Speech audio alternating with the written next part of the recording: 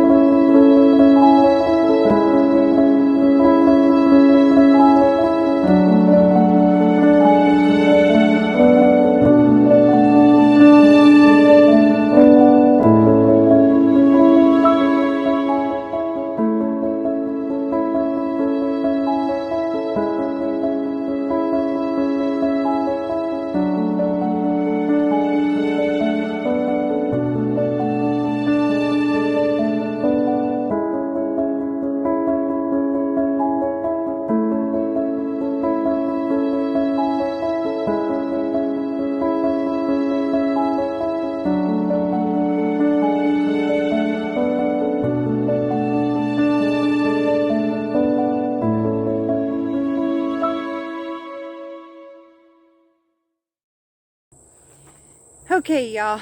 Hello, first of all, to my family and friends. Welcome to Parton's Heritage Homestead. I can't talk, y'all. My name is Carrie. So, y'all, I'm just going to tell you, welcome home. If you like this channel, please hit that subscribe button and make sure you hit the like button. Also, if you want notification, I've been learning, hit that little bell. Make sure that bell is lit up. That way you know that you get the notifications. Now that that's over with, let's get on to my lessons in the garden, what's happening right now, and things that I will change next year. So some things that I'm watching amazingly grow. So let's get turned around here and show you what we're doing. Okay, y'all, so this was the tomato beds. Now, did I get San Marzanos to can? Yes, I absolutely did. I could have done a lot better. My mistakes, first, this trellis was absolutely perfect. I definitely would keep it. I'm going to build one more at the bottom, and because I think a couple changes I'm doing next year, which I am writing notes on. Number one, yes, tomatoes love heat, but here in the deep south, our sun is so brutal about midpoint of summer. So I may be pulling my tomatoes to an area where it gets some sunlight, some shade. I don't even know. I may figure out a way to do shade clothing them. That's hard to do because these bad boys grow super tall. Second thing, big mistake, and it was pointed out to me, and I will tell you, I am one to say thank you very much. You were absolutely correct. Y'all, I had too many tomatoes in this beautiful bed. Yes, this is an 8-foot long or 8 by 10 foot bed. However, I don't think I will cram 15 plants in this bed anymore. What I may do is approximately 8. So I could take 2 beds and plant my tomatoes. Those are the 2 mistakes I would definitely change next year. Now, y'all, peppers. Look how gorgeous these are. Now let me back up here. And yes, we are definitely shade clothing all of this. So these peppers, and I've got some huge. Let me see if I can find some of the big ones. Here we go. Here's some of them bell peppers, y'all, that are growing on here. Oh, I found some more in here. If these keep growing, which I hope they do, y'all, I'm hoping that these will turn into stuffing size. But if not, you know what? I'm going to be happy I got bell peppers. But that ain't all. Y'all, I have Alapo peppers. Now these are the ones I was looking forward to see if they would actually grow. So there's one right there too. These I'm waiting to turn red as we got some more coming on. So yeah, I see flowers and these peppers are actually growing. Putting them in the shade absolutely helped them. It helped cool these peppers off. So I saved this crop, fortunately. These poor eggplant, I might not have saved in time. They are looking more and more pitiful. I may just pick what eggplant I do have. Although I have to admit, this is the first time I actually had some. So again, these might be ones that I might have to figure out something different for. Also, the couple of things I learned on the tomatoes and these beds. So I had pulled tomatoes from those shallow base 20 footers and the roots spread. Here, the roots went straight down. So I was absolutely correct to make these beds. My mistakes were overcrowding, and they were pulling nutrients from each other, constantly causing my tomatoes to have blossom end rot because I just couldn't get enough nutrients to them. So that's going to be changed next year in thinning them. These here, I'm going to have to figure out something else for them. Spacing wasn't an issue. It might have been their location with heat.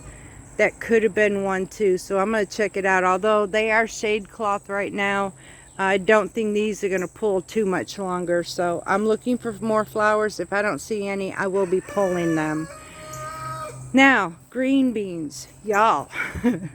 Okay, so this was the one where cucumbers were. They finally actually played out. They were turning extremely brown. They were done. So we pulled this. I am actually going to be planting some sugar snap peas here.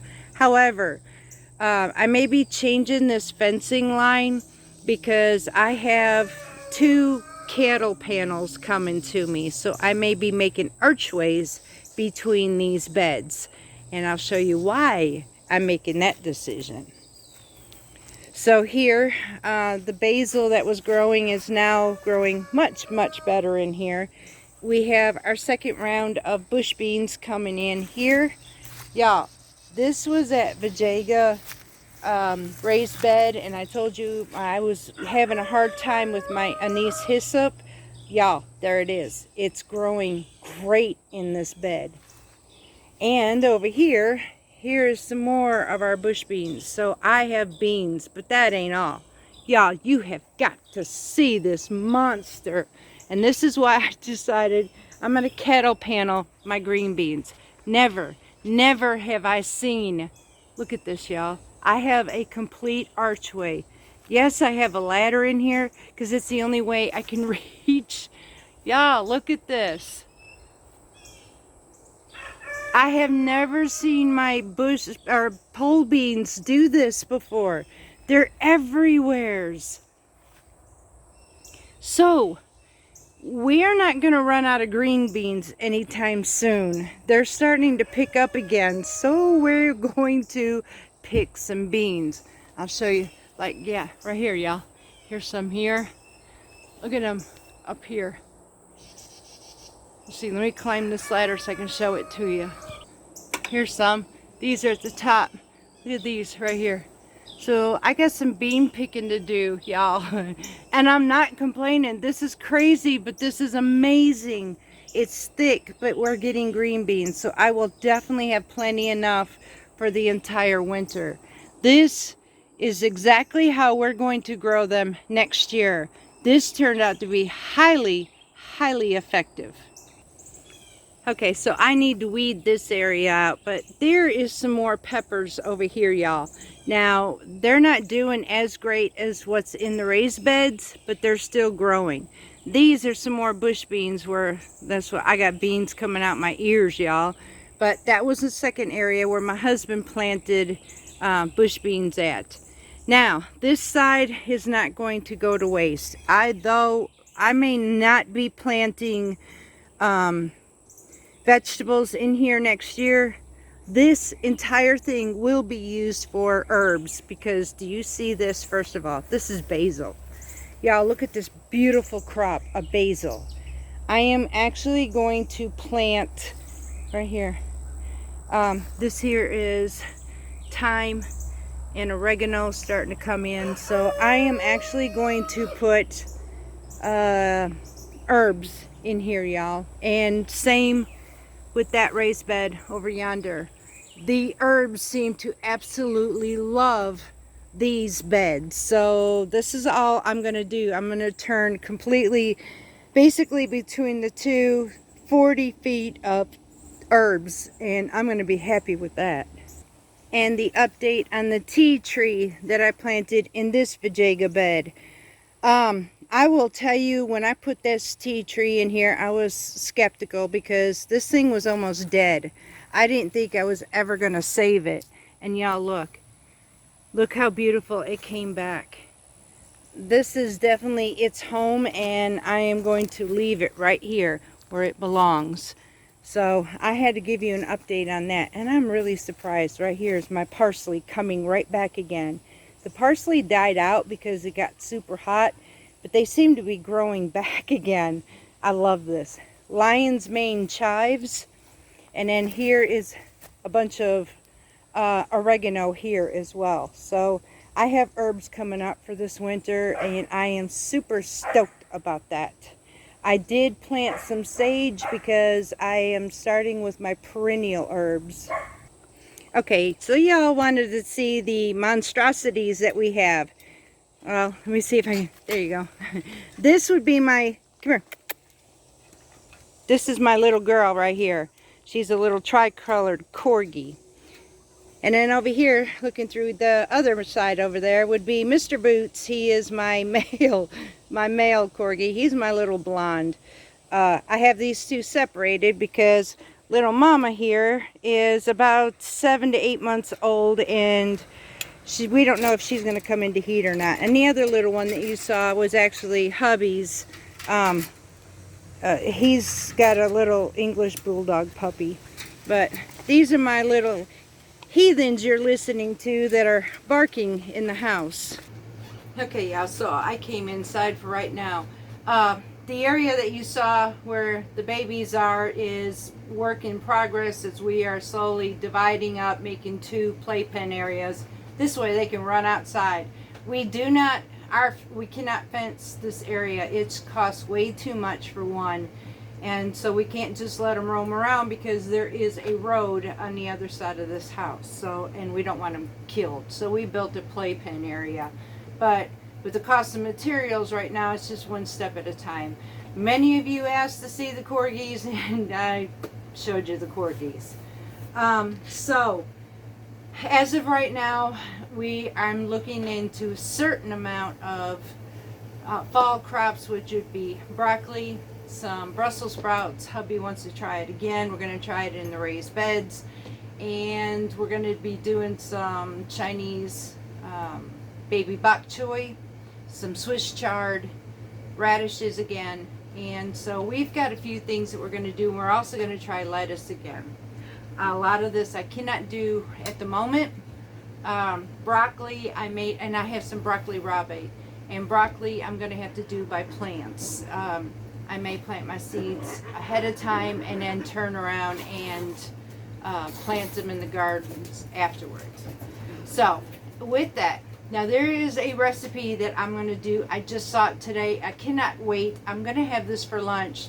But I've noticed that all my videos, I'm always doing a supper, but we're never doing a lunch. So I am going to do a Mediterranean lunch. It is from the Spanish side, and it's going to be tuna fish in an avocado. So it's stuffed avocado with tuna. Tonight's supper for Friday, Recipe Friday, we are doing blackened flounder with some garlic and spinach butter beans. And the butter beans are not coming from a can. I am currently soaking beans so that I can let them cook all day, and we're going to have them from dried bean form. So this is the things we're looking forward to.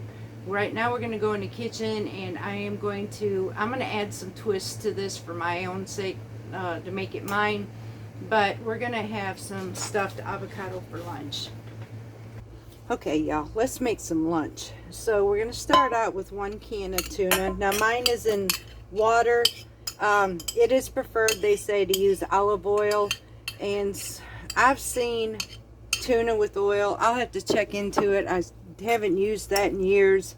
So basically, I don't know how good it is, so I'll just, maybe some of you can tell me, but I'm going to add just a little bit of olive oil to this. I don't want a whole lot because I don't want it soupy. Alright, so I have a can of tuna. I'm going to share the recipe. It's from Spain on a Fork. And the original recipe is 2 cans of tuna in olive oil, strained. You need 1 small red onion, finely chopped. Okay, so I'm using what onion I have without having to cut another one. I had some I need to use, so I have a white onion for mine.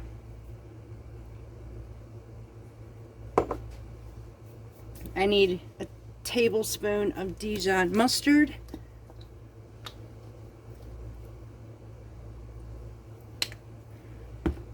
A 1/2 cup of mayonnaise.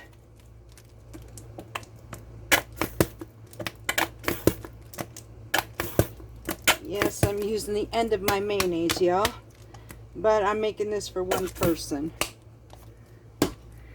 I'll refill that bottle actually. I need 1 clove of garlic, finely grated. I'm using a small one for this one. Helps if I turn around and do it on the grated side.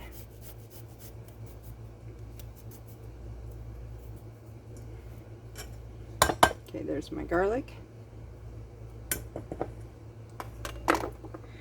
And he's got 2 tablespoons of fresh parsley. Some salt and black pepper to taste. Now I believe that there's enough salt in here from the tuna, so I'm not going to add any salt, but I am going to add some lemon rind to mine. Okay, so let me get my better one that does this. Yay for the microplaner. Huh. Yeah, that's a lot better. So I'm just adding the zest to this, and I'm going to actually save the rest of this lemon because I will be using it in the beans tonight. So I'm making a Spanish type of butter beans. Okay, so that's good enough. And that was about maybe a teaspoon of lemon rind. Now I'm just going to mix this all up.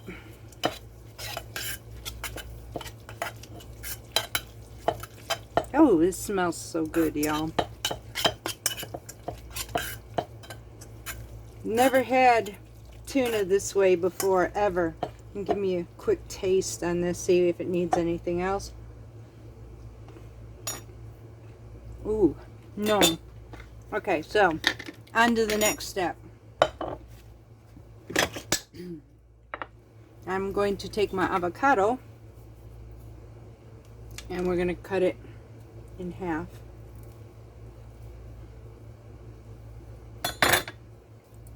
Pull out the pit.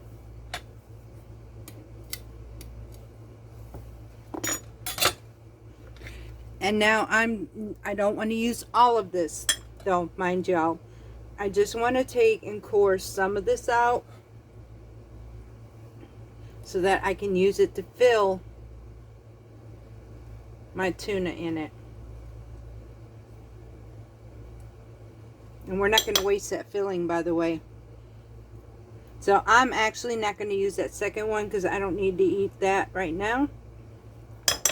But this is good enough. So now what I do is I'm just going to cut this up.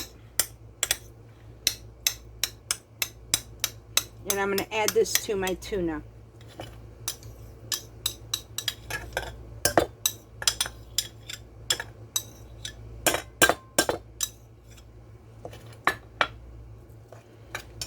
Alright, now I'm going to get some lemon juice, and I'm going to sprinkle some lemon juice on this avocado to keep it from turning. Okay, y'all, so I used bottled lemon juice for mine. Use whatever you have. Like I said, I'm actually saving that lemon for supper tonight. And now, all we do is fill it up, and that's lunch, y'all.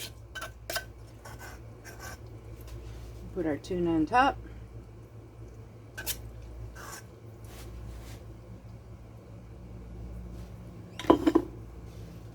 it inside. And that's it. And then we have avocado tuna boats, basically. So, I will definitely change, first of all, my position. Okay, y'all, so I will definitely be putting the link to this recipe in the description box below for you. I hope you enjoyed this. It's a very quick, simple lunch, yet very healthy. I can't wait to eat it because I've got a walk to go on and then finish the rest of the garden to work with it. So, until next time, much love from Parton's Heritage Homestead. I also have Recipe Friday coming, so definitely not forgetting about that one for you. Love y'all. Until next time.